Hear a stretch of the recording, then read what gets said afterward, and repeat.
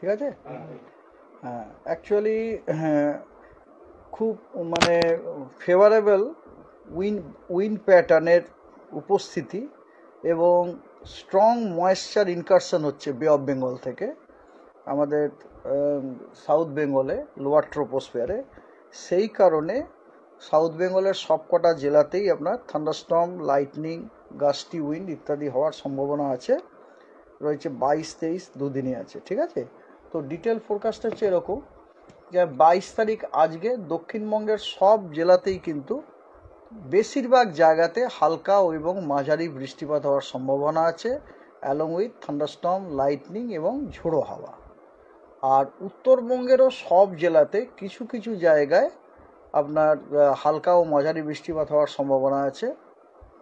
এটা হচ্ছে 22 তারিখ। 23 তারিখে অর্থাৎ আগামীকাল দক্ষিণবঙ্গের পূর্বের যে জেলাগুলি যেমন মুর্শিদাবাদ, নদিয়া, উত্তর এবং দক্ষিণ 24 পরগনা, পূর্ব মেদিনীপুর এবং তার সাথে অবশ্যই পশ্চিম মেদিনীপুর, এই এবং উত্তরবঙ্গের সবকটা জেলায় কিছু কিছু জায়গায় হালকা এবং মাঝারি বৃষ্টিপাত হওয়ার সম্ভাবনা আছে এবং দক্ষিণবঙ্গের বাকি জেলাগুলিতে দু এক জায়গায় বিক্ষিপ্তভাবে হালকা ও মাঝারি বৃষ্টিপাত হওয়ার সম্ভাবনা আছে উইথ থান্ডারস্টর্ম।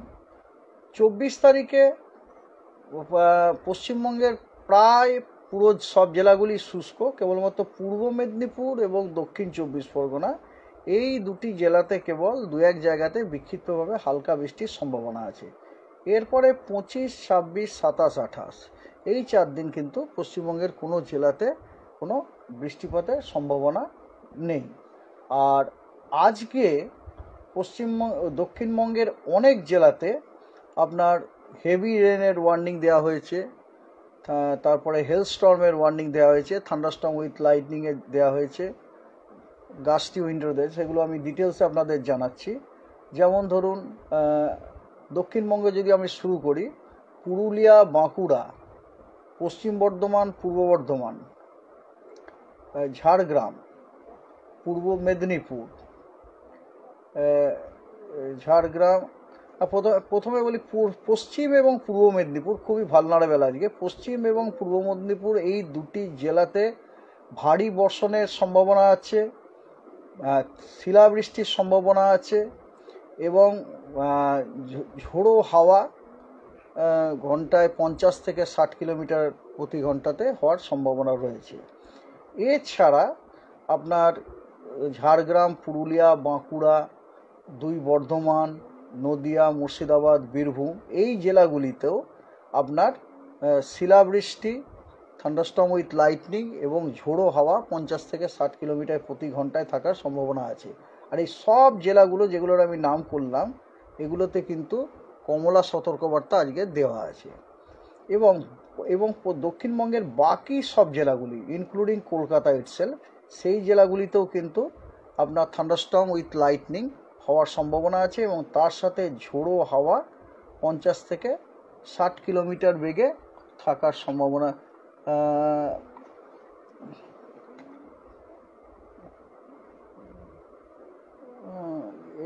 50 থেকে 60 না, জাস্ট মিনিট দেখতে পাচ্ছি না, এটা হচ্ছে 30 থেকে 40 কিলোমিটার প্রতি ঘন্টাতে থাকার সম্ভাবনা রয়েছে। ঠিক আছে, এবং তার সাথে বৃষ্টিপাতটা আমি অলরেডি বলেইছি। আর এবার আসি উত্তরবঙ্গতে। উত্তরবঙ্গের মালদা, দক্ষিণ দিনাজপুর, কালিম্পং এবং আলিপুরদুয়ার এই 4টি জেলাতে আপনার হেলস্টর্ম হওয়ার সম্ভাবনা আছে, থান্ডারস্টর্ম উইথ লাইটনিং হওয়ার সম্ভাবনা রয়েছে এবং ঝোড়ো হাওয়া প্রতি ঘন্টায় 40 থেকে 50 কিলোমিটার প্রতি ঘন্টা হওয়ার সম্ভাবনা রয়েছে। উত্তরবঙ্গে আপনার মালদা, দক্ষিণ দিনাজপুর, কালিম্পং এবং আলিপুরদুয়ার এই যে 4টি জেলা, এই 4টি জেলাতে শিলাবৃষ্টি, বজ্রবিদ্যুৎ সহ বৃষ্টি এবং ঝোড়ো হাওয়া 40 থেকে 50 কিলোমিটার প্রতি ঘন্টায় থাকার সম্ভাবনা আছে এবং এই জেলাগুলিতেও কমলা সতর্কবার্তা দেওয়া হয়েছে।